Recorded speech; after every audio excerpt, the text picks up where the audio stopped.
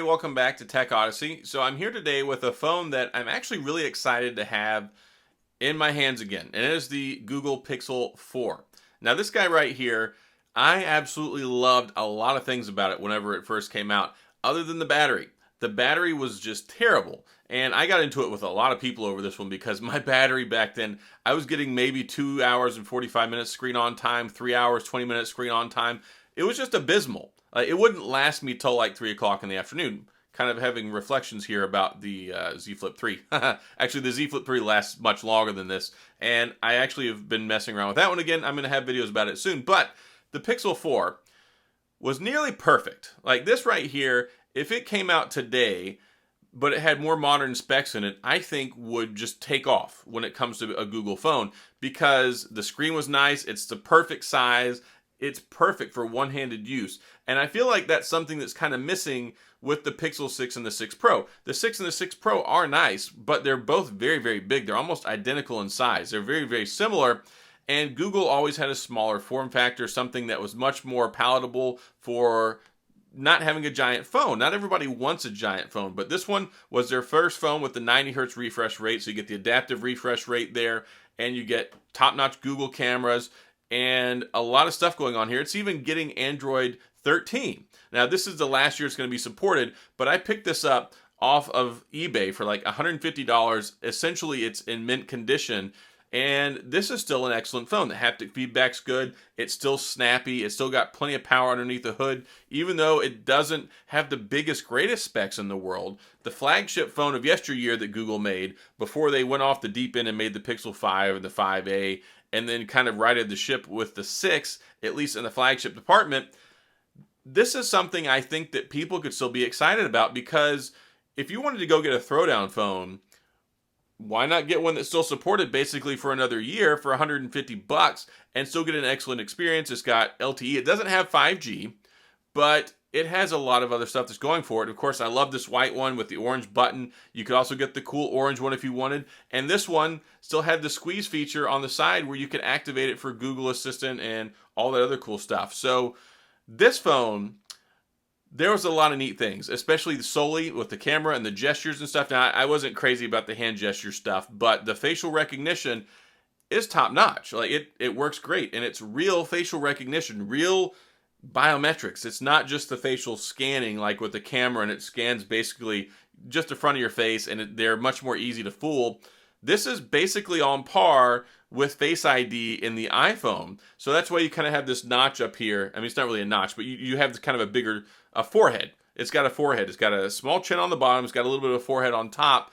And that is to house the sensor, the camera, and all that stuff. But if you want to look at a good phone that brings a lot to the table, even in 2022, that you don't have to pay a lot of money for, this right here is kind of it. Now, it doesn't have a ultra wide camera, which is really weird. With this one, they're like, okay, we know something's missing. We're not just doing one camera. We're going to do two, but we're going to do a regular camera, and we're going to do a telephoto. I'm like, okay, regular and telephoto, that's okay. No ultra wide. So they didn't think that ultra wide was all that important. They thought it was more important to zoom in on stuff than it was to be able to take a wide picture. And in some instances, I would agree, because a lot of times, to be able to zoom in and get more detail, it is more important to me. A lot of times I take a wide angle shot. I'm like, okay, let me take this just so I can show it off. But there's not been many instances in my life where I'm like, okay, I really want an ultra wide photo. So that was okay. But what I think they should have done is actually included a third camera. That's where they messed up. They should have had 3 cameras in here. If they had 3 cameras, we'd be having a different conversation, because this one, the main frustration was it didn't have 3 cameras when basically everybody else did, and it didn't have a bigger battery. This one, I think, if I remember off the top of my head, is only like 2,800 milliamp battery, which is very, very small. It wasn't otherworldly small for the time period, because 2 years ago we didn't have 5,000 milliamp batteries and everything, but still, it was grossly underpowered in the battery department. Seriously, if you are a power user, I wouldn't recommend this phone to anybody back then. And I did have a lot of heartache over it, but it did get better. And the 4XL, it was actually my phone of the year that year. The year that the Pixel 4 and the 4XL came out, the 4XL was my recommendation phone of the year. And even today, that phone holds up well too, and it of course has a better battery. So another frustration was this was only like $100 less than the XL, if I remember correctly, maybe $150. It wasn't far off, but they wanted, I think, too much money in a lot of people's eyes because Google really hadn't cemented themselves, I think, as a real player in the smartphone market. Yes, I know we had the Nexus series, we had all the older ones, but a lot of people kind of looked at those as like an enthusiast or a fan device, not so much as on the same level as Samsung and iPhones, or Samsung and Apple, whatever you want to say. So today, using this, and yes, there's no fingerprint sensor, this was the first time they got rid of it. And they went all on board with Soli and the facial recognition and all that stuff, which was fine because if you look at what Apple was doing with Face ID, it was kind of like, okay, yeah, I can see that this is kind of where things are going. They took the feature out to push the envelope on this one because they wanted people to use it and they want them to integrate it. And of course, from the get-go, we had the same problem Apple did. Google was not optimized for it. Apps weren't optimized for it and didn't program for it. So there were some learning curves. There was some butt pain for maybe the first 3 or 4 months of this phone, maybe even longer. But after that, and looking at it today, if they gave me upgraded internals in this and a better camera, I would be super, super elated to use this because it was such a nice phone. And of course, it doesn't have a headphone jack either. I think this was the first one they got rid of that as well. It was a very forward-looking device, and it was kind of the vision that I think a lot of people wanted to see from Google. But then they lost their way with the Pixel 5, and then it was like, okay, they came in a different direction with 6, but then they took out all the time and money and energy that they exerted and put into Soli in the camera and all that stuff. I wish they would have put that in the Pixel 6, and that's what's really sorely missing from the Pixel 6 is that some of that ingenuity, some of that forward thinking, some of that creativity, because that could have really taken it to the next level, especially considering the fingerprint sensor under the screen in the Pixel 6 is so not good. It's just not. So they cheaped out there, and Google was always known for biometrics and security. The fingerprint sensor for the Pixel, it's like that was one of their advertising sticks, was we have the most secure, fastest fingerprint sensor in the world. And then they continued that heritage with the 2 and then with the 3. And then when they dumped it on here, yeah, the facial recognition on here was good. It was very good. I always liked it. It was my favorite iteration of it ever. But then they got rid of it for the Pixel 5, and then they didn't bring it back for the 6. So it doesn't make a whole lot of sense. Google is very much like that, very hot or cold with their ideas. But this one right here, I love it. The performance is still solid. I'm using the Android 13 beta. It's running like a champ. I'm not really having any issues. And it's a beautiful phone, and you can use it great one-handed. And of course, being able to squeeze it for the Google Assistant as always. It's like the icing on top of the cake for people who like that. I'm not a big fan of it, but it's cool that the feature's there. It's just another one of those extra things. Like, I felt like maybe Google of yesteryear with their Pixel, I think this is the apex of Google's Pixel design. I think this is the best one as far as a combination of looks, performance, and ingenuity, and also the camera was still fantastic. And of course, the camera's still good now, but this was before iPhone and Samsung caught up a lot over the last year and a half or two. But overall, I can't believe I got this for like $150, and I've got my SIM card in here. I'm using it right now. It was just such a pleasure to use it today. I was out using it, and I kept forgetting, oh yeah, I've got facial recognition, and it would just light right up, and it would work like a charm. And I even got really cheap accessories for it. I got this Spec case, the Spec Presidio grip. I paid $5 for it, same day delivery, brand new off of Amazon. I got a 4-pack of glass screen protectors. I paid like $8.99. Those showed up today.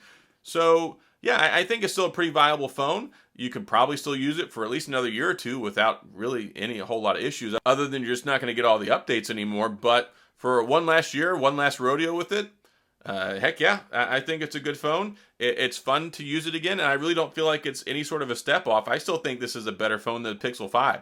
I was not a huge fan of the Pixel 5. I don't know why they went backwards with the 765 and the processor and the way they went with it. There were a lot of really head-scratching moments with the decisions on the Pixel 5, but this one right here, yeah, I am definitely prime time a fan of the Pixel 4, other than the battery life. Like, the battery life is the big hang up. Yeah, I took this out for the afternoon. I didn't even get a chance to use it that much because I was shopping with the family, and it's down 25%. So still not really, for me, even an all-day battery phone. Yeah, I think the battery life is better than what it used to be because of all the adaptive battery stuff that's changed since Android 12, Android 11, now into Android 13, with at least the beta that I'm using anyway. So I think we got a little extra way to squeeze some more juice out of this battery turnip. But yeah, it's still...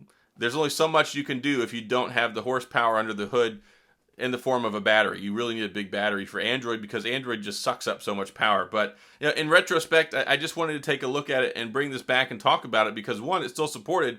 And I was talking to a friend of mine the other day. We're at such a good time for smartphones right now because you can go spend $150, $200, $300 and get a flagship level phone that's only a year or two old and get such a good experience out of it. I can remember 10 years ago, even 3 or 4 years ago, if you went and spent $200, $300 on a phone, even talking about a flagship from the year before, and it's like, nah, I don't think that's great. Buy the new one. But now we're getting to the point where the ones that were only a year, 2, even 3 years old in some cases are still so good, it makes it harder to justify spending $1,000 to get a new phone. So yeah, if you were to have one of these and keep using it and you enjoyed it or wanted to go pick one up cheap, it's still a fantastic phone. There's a lot of accessory options out there. I'll even put the links down in the drop-down description for the accessories I got. They're affiliate links, so if you happen to click on those and buy anything, it supports the channel. Definitely don't have to.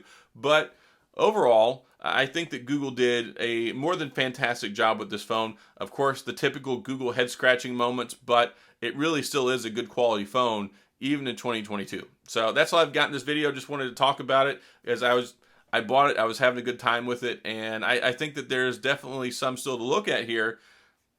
And I also love that it's so great as a one-handed phone because all these other phones, like this is my Pixel 6 Pro, this is my Pixel 4, and the size difference on here is big. Like it's a really big size difference. But that's all I've got. If you have any questions, comments, concerns, feedback, hopes and dreams, go to the comment section. I'll get back with you. If you enjoyed the video, please hit the like and the subscribe button and the little notification bell if you want updates when new videos come out. And as always, thanks for being here. I appreciate you watching, and I'll see you guys next time.